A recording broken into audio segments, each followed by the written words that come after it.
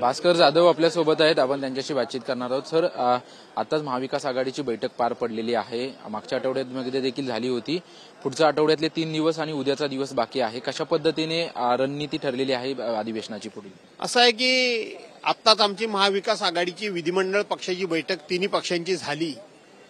त्याच्यामध्ये प्रामुख्यानं एक नाराजीचा सूर निघाला की आपण संख्येनं कमी असल्यामुळे सत्ताधारी पक्षाशी संघर्ष करण्याच्या ऐवजी आपण चर्चेनं, वैधानिक अधिकारानं आणि वैधानिक आयुध या ठिकाणी मांडून जनतेच्या प्रश्नांना न्याय देऊया।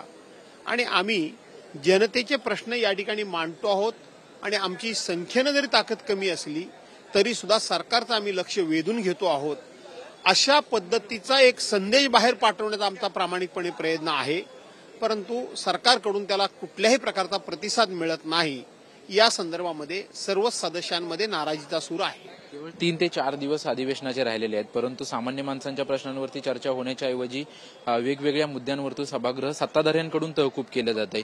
तुम्ही गोंधळ घालत नाहीत, परंतु सत्ताधाऱ्यांकडून वेगवेगळे विषय काढले जात आहेत आणि त्याच्यावरून गोंधळ घातला जातो। दुःख ह्याच गोष्टीचं वाटतं की सत्ताधाऱ्यांना एवढं पाशवी बहुमत मिळालेलं आहे, त्यांच्या बाजूला इतकं बहुमत आहे आणि तरी देखील सत्ताधारी पक्ष स्वतःच गोंधळ घालतो आणि स्वतःच सभागृहाचं कामकाज बंद पाडतो। हे अत्यंत आश्चर्यकारक जेवढं आहे तेवढं खेदजनक आहे।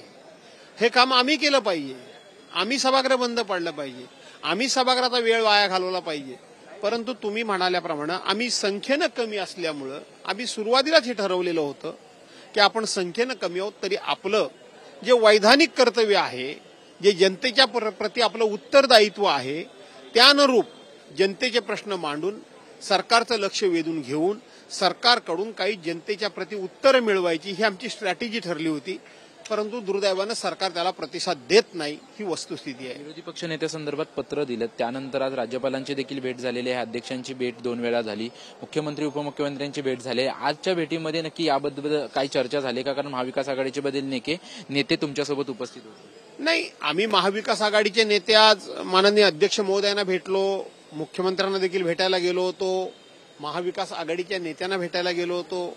त्याच्यामध्ये मी आत्ताच म्हटल्याप्रमाणे की हे वैधानिक कामकाज करून आम्हाला आमचं कर्तव्य पार पडू द्या आणि त्याच्याकरता तुम्ही आम्हाला आमच्या कर्तव्यापासून रोखू नका, ही आमची आग्रही मागणी होती।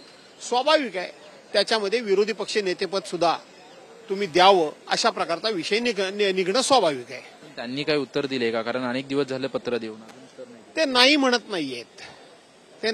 नाहीयेत, परंतु असं वाटतंय की ते महाराष्ट्र राज्याला विरोधी पक्ष नेतेपद देतील। धन्यवाद आमच्याशी बातचीत केल्याबद्दल। आपण पाहतोय की आज महाविकास आघाडीची बैठक पार पडली, त्याचसोबतच विरोधी पक्ष नेत्यातील पक्षातील सर्व नेत्यांनी जे आहे ते अध्यक्षांची, मुख्यमंत्र्यांची भेट घेतलेली आहे। ते विरोधी पक्ष नेतेपद देण्यासंदर्भात नाही म्हणत नाहीयेत, महाराष्ट्र विधानसभेला विरोधी पक्ष नेतापद देतील अशी अपेक्षा जी आहे ती आमदार भास्कर जाधव यांनी व्यक्त केलेली आहे। कॅमेरामन गणेश राठेसह निवृत्ती बाबर, TV9 मराठी, मुंबई।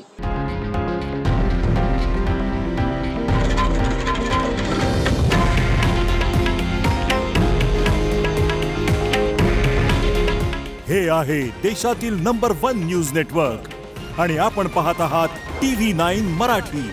काळजी तुमची, हित महाराष्ट्राचं।